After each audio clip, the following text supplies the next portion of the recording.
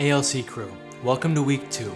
In this episode, we'll cover the following: your flat lay self-portraits, which were awesome, class rules voting, overarching essential questions, this week's assignments, and this week's to-do. So let's get started. Your flat lay self-portraits beamed with personality and personal meaning. And in this time of distanced interactions, where we don't get to see each other in the usual ways, it was reassuring to see all of you framed by some of the tangible objects that wield personal meaning for each of you. Here are some of the flat lay self-portraits that you and your peers created throughout all 3 ALC sections.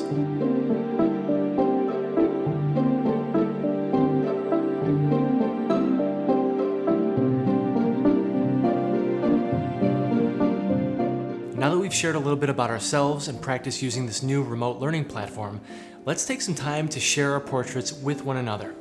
Now, I know that having a discussion via video conferencing is a little different, but it's vital that we make these interactions as meaningful as possible. In order to make those meaningful connections, it's important that we develop a positive class culture.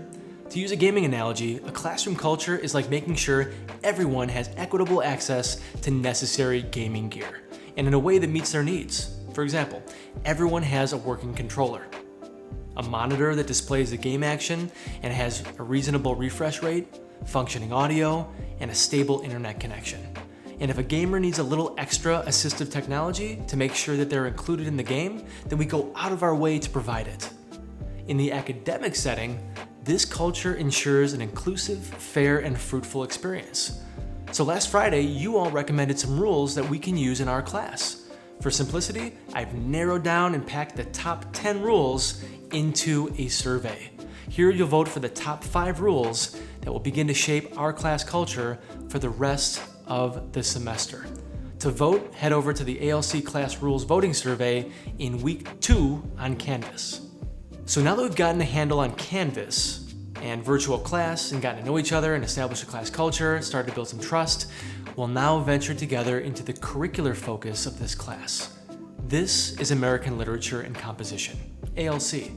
But this class really centers on you and how you fit into, see, and can ultimately contribute to our larger American society. But it can be daunting to ponder the expansive history, literature, and issues of America all in one class. Where do we even begin? How do we make this manageable and meaningful? The question. What?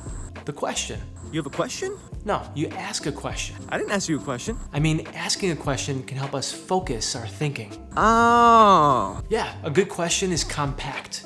You can hold it in your hand, say it in one breath. A good question can flourish into infinite trains of thought and discourse. So we'll use the question as a tool to access your ideas about Americanness. Each thematic unit will begin and perhaps end with a question, and we'll begin our course of study with a fundamental one. What does it mean to be American? So we'll begin this investigation of what it means to be American by doing a little current event reading. There's so much happening in our country right now. Just reading a few news articles will get our minds thinking about this essential question. So I'd like for you to read 3 articles you find in the news, on social media, or publications. Read them, list them, then summarize each article's focus in 1 sentence each. Need some help finding timely articles from a reputable source? Check out the following resources made available by our phenomenal library staff on Flipster Digital Magazine. Here are a few that usually publish good articles on current events and American issues. This will be a 15-point assignment. Then we'll further investigate this notion of what it means to be American through a visual focal point, the American flag. According to USA.gov, the flag of the United States of America is a symbol of freedom and liberty to which Americans pledge their allegiance. The flag's 13 alternating red and white stripes represent the 13 original colonies. Its 50 white stars on a blue field represent the 50 states. The colors on the flag: red for valor and bravery, white for purity and innocence, blue for vigilance, perseverance, and justice. So the flag's a symbol, right? Yeah, and the question is, what does it reflect about the lived experience in America? Like, what does it mean to be American? But that can mean so many different things to so many different people. Exactly. We're a diverse nation, and those lived experiences are vast. So how can one flag represent everyone's lived experience? I'm glad you asked. Let's ask ourselves, what happens when we reimagine the American flag? What else can be said about this nation called America through the visual symbolism of a flag? Let's take a look at a few examples. And as we're viewing these examples, ask yourself, what does this flag say about America? Now, as your first writing assignment, you'll compose a written response to a piece of American flag art. Choose one of these flag examples or one that you find online and think about the question, what does this flag say about America? Can you give me an example? Of course I can give you an example. I choose the work, Out of Order Flag by Russ White. So I'm gonna look at it. I'm examining the details, those color bars. I've seen them before. I think I'll look that up. Okay. I'm ready to write. Here we go. Usually these color bars mean something's gone wrong. Disruption, breakdown in transmission. The regularly scheduled program has stopped. Well, in his work, Out of Order Flag, Russ White is saying something is not working in America. What exactly? Take your pick. But let's look a little deeper into the origin and purpose of these color bars.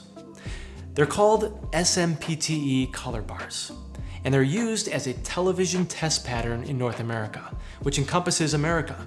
So immediately, by using the SMPTE pattern, White is giving us a very North American context for this disruption. It's happening here, where we all live. Then there's this whole mass media vibe. This idea that Americans are dependent on their televisions or mass media for their news and entertainment.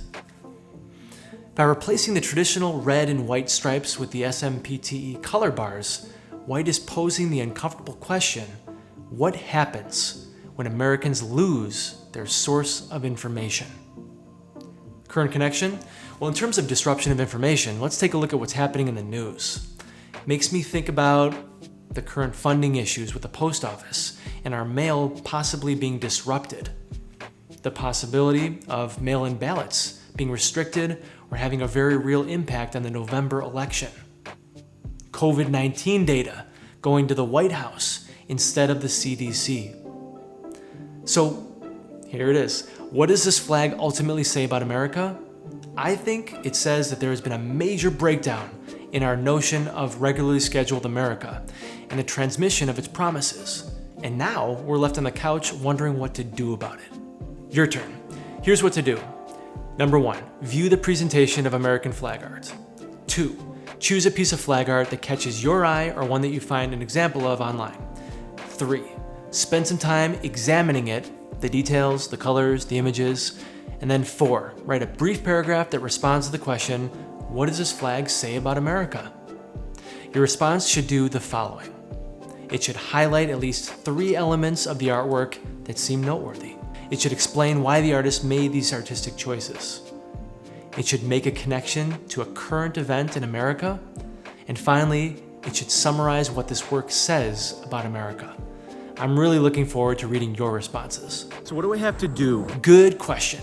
Here's this week's to-do. Number 1, current event reading week number 2.